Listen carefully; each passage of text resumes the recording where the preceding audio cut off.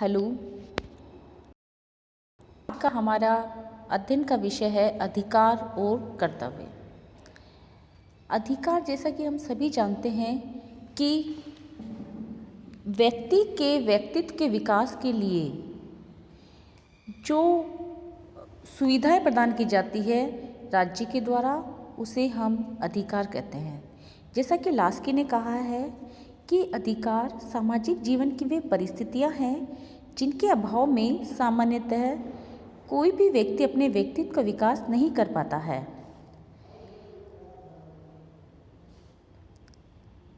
तो बिना अपने व्यक्तित्व के विकास के कोई भी व्यक्ति एक अच्छा जीवन व्यतीत नहीं कर पाता है, इसलिए अधिकार आवश्यक है। बोसाकी ने कहा है कि अधिकार वह मांग है जिसे समाज स्वीकार करता है और राज्य लागू करता है। यहाँ पर ध्यान देने की बात यह है कि अधिकार राज्य में रहकर ही मांगे जा सकते हैं और वही अधिकार प्रदान किए जाते हैं जिन्हें कि समाज स्वीकार करे और राज्य उन्हें लागू करने पर तैयार हो। तो इस प्रकार से हम कह सकते हैं कि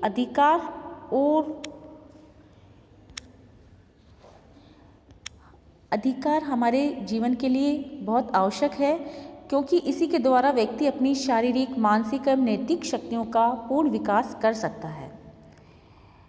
अब बात करते हैं हम अधिकार के आवश्यक लक्षण। सबसे पहला तो अधिकार का सामाजिक स्वरूप है। इसका तात्पर्य यह है, जैसा मैंने अभी बताया, कि सामाजिक स्वीकृति आवश्यक है।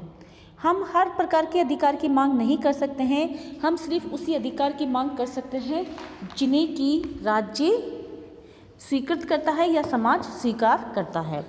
और अधिकार राज्यों द्वारा नागरिकों को प्रदान की गई स्वतंत्रता और सुविधा का नाम है, और इस स्वतंत्रता एवं सुविधा की आवश्यकता तथा उपभोग समाज में ही संभव है। इसी प्रकार से कल्याणकारी स्वरूप इसका दूसरा लक्षण है कि अधिकारों का संबंध आवश्यक रूप से व्यक्ति के व्यक्तित्व के विकास से होता है। यही कारण है कि व्यक्ति को कभी भी वो अधिकार नहीं दिए जाते हैं जो उसके व्यक्तित्व के विकास में बाधक हो। जैसे उदाहरण के लिए हम कह सकते हैं कि कोई व्यक्ति जुआ खेलना चाहता है, शराब पीना चाहता है, तो हम ये नहीं कह सकते हैं कि उसको ये अधिकार प्रदान किए जाए। सिर्फ वही अधिकार प्रदान किए जाते हैं जो कि उसके कल्याण के लिए, उसके व्यक्तित्व के विकास के लिए आवश्यक हो। इसी प्रकार से लोक हित में प्रयोग, यदि व्यक्तियों को अधिकार दिए भी जाते हैं तो यह आवश्यक है कि अधिकारों का प्रयोग इस प्रकार किया जाए कि व्यक्ति की उन्नति के साथ साथ समाज की उन्नति भी हो। क्योंकि व्यक्ति अधिकार का यदि इस प्रकार से उपयोग करता है कि अन्य व्यक्तियों संपूर्ण समाज के हित में बाधा पहुंचती है, तो व्यक्ति के उन अधिकारों को सीमित किया जा सकता है। राज्य को संरक्षण, अधिकार का आवश्यक लक्षण ये भी है कि उसकी रक्षा का दायित्व किसके ऊपर होना चाहिए? राज्य के ऊपर होना चाहिए, क्योंकि राज्य ही व्यवस्था करता है कि एक व्यक्ति को रोजगार प्राप्त हो, उसे काम के समान अवसर प्राप्त हो। तो जब तक राज्य का संरक्षण नहीं होगा तो कोई भी अधिकार प्रदान कर दी जाए वो अधिकार नहीं होंगे। इसी प्रकार से अधिकार सार्वभौमिक होते हैं या उनकी सर्वव्यापकता होती है, क्योंकि अधिकार समाज के सभी व्यक्तियों को समान रूप से प्रदान किए जाते हैं। इस संबंध में न तो जाति देखी जाती है, न धर्म, लिंग, वर्ण, जन्म स्थान के आधार पर कोई भेद नहीं किया जाता है।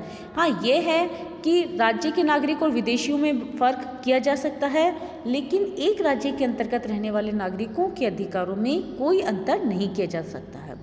इसी प्रकार से जो सामाजिक दृष्टि से विशेष वर्ग है उनके अधिकारों को ज़्यादा दिया जा सकता है और उनकी तुलना में अन्य वर्गों के अधिकारों को कम किया जा सकता है, क्योंकि यह लोक कल्याणकारी बातें हैं। बात करते हैं हम अधिकारों का वर्गीकरण। सबसे पहले हम बात करते हैं नैतिक अधिकार की।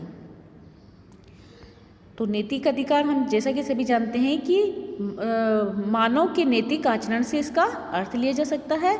यह राज्य द्वारा रक्षित नहीं होते हैं, इसलिए व्यक्ति चाहे तो इनका पालन करे या इनके अधिकारों की मांग करे या ना करे, इससे कोई फर्क नहीं पड़ता है, क्योंकि राज्य के कानूनों से नैतिक अधिकारों का कोई संबंध नहीं होता है। बात करते हैं कानूनी अधिकार की, तो कानूनी अधिकार वो अधिकार होते हैं कि यदि किसी भी व्यक्ति के अधिकारों का उल्लंघन किया जाए तो कानून उनको संरक्षण देता है।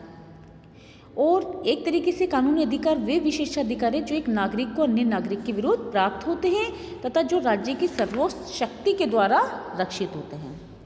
इसी प्रकार से विशिष्ट अधिकार में के अंतर्गत सामाजिक और नागरिक अधिकार आते हैं और राजनीतिक अधिकार आते हैं।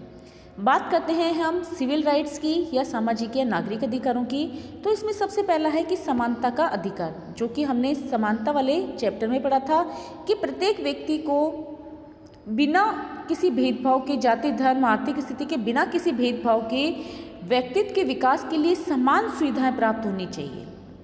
इसी प्रकार से इसमें आते हैं राजनीतिक समानता, अर्थात प्रत्येक व्यक्ति को मत देने का,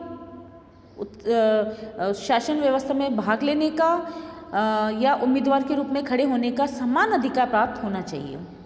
सामाजिक समानता, धर्म, जाति, भाषा, संपत्ति, वर्ग या लिंग के आधार पर कोई भेदभाव नहीं किया जाए। आर्थिक समानता, अर्थात सभी व्यक्तियों को रोजगार के समान अवसर प्राप्त हो और राष्ट्रीय संपत्ति और उत्पादन के साधनों का न्याय संगत वितरण किया जा सके। इसी प्रकार से स्वतंत्रता का अधिकार भी तभी जब तक प्राप्त नहीं होगा, कोई भी अधिकार दे दी जाए वो प्रभावी नहीं होंगे। तो स्वतंत्रता के अधिकार के अंतर्गत हम देख सकते हैं कि जैसे व्यक्तिगत स्वतंत्रता का अधिकार कि व्यक्ति का अपने ऊपर संपूर्ण अधिकार है, जो कि हमने पहले भी अध्ययन किया था।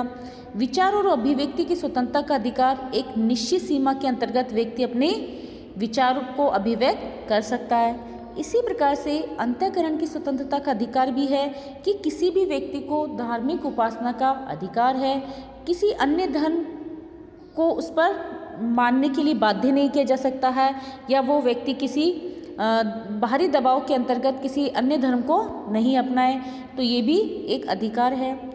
इसी प्रकार से संघ या संगठन बनाने का अधिकार, क्योंकि व्यक्ति के बहुत सारे अन्य पक्ष भी होते हैं, राजनीतिक, सामाजिक, आर्थिक, सांस्कृतिक, तो इन समुदायों का निर्माण कर सके और अपने हितों की रक्षा के लिए संगठन का भी निर्माण कर सके। इसी प्रकार से नैतिक स्वतंत्रता भी है कि यदि नैतिक स्वतंत्रता प्राप्त नहीं है तो उसकी स्थिति दयनीय हो जाएगी, क्योंकि व्यक्ति अपने विवेक और आत्मा के आदेशों से बिना किसी अनुचित लोभ लालच के कार्य कर सकता है। यदि ऐसा नहीं होगा तो वो बहुत खराब कार्य करने लगेगा।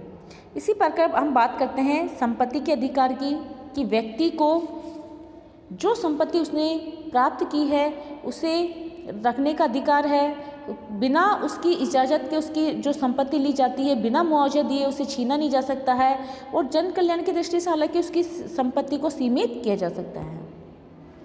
इसी प्रकार से रोजगार के अधिकार को भी यहाँ पर माना गया है कि व्यक्ति को अपने व्यक्ति के परिवार के भरण पोषण के लिए क्या प्राप्त होना चाहिए, रोजगार प्राप्त होना चाहिए। शिक्षा का अधिकार, बिना शिक्षा के अधिकार के व्यक्ति अपने मानसिक और आर्थिक व्यक्तित्व का विकास नहीं कर सकता है, इसलिए शिक्षा का अधिकार होना चाहिए। जीवन का अधिकार, क्योंकि हम राज्य में इसीलिए रहते हैं कि हमें जीवन का अधिकार प्राप्त है, क्योंकि राज्य हमारे जीवन के अधिकार की गारंटी देता है। तो इस प्रकार से ये अधिकार जो कि विशिष्ट अधिकार हैं प्राप्त होते हैं। इसी प्रकार से हमें राजनीतिक अधिकार भी प्राप्त हैं, जैसे मत देने का अधिकार। हर व्यक्ति को वयस्क मताधिकार होने पर यदि उसे मत देने के अधिकार से वंचित नहीं किया गया है तो सबल शासन कार्य में भाग लेने हेतु मताधिकार का अधिकार प्राप्त होता है। इसी प्रकार से निर्वाचित होने का अधिकार है कि यदि वह निश्चित योग्यता प्राप्त करता है तो उसे निर्वाचित होने का भी अधिकार प्राप्त है। सार्वजनिक पद ग्रहण करने का अधिकार कि प्रत्येक व्यक्ति को सार्वजनिक पद ग्रहण कर सकता है यदि उसके पास उस पद को ग्रहण करने की योग्यता है। इसी प्रकार से आवेदन पत्र और सम्मति देने का भी अधिकार है कि वो किसी भी चीज़ के लिए प्रार्थना पत्र दे सकता है।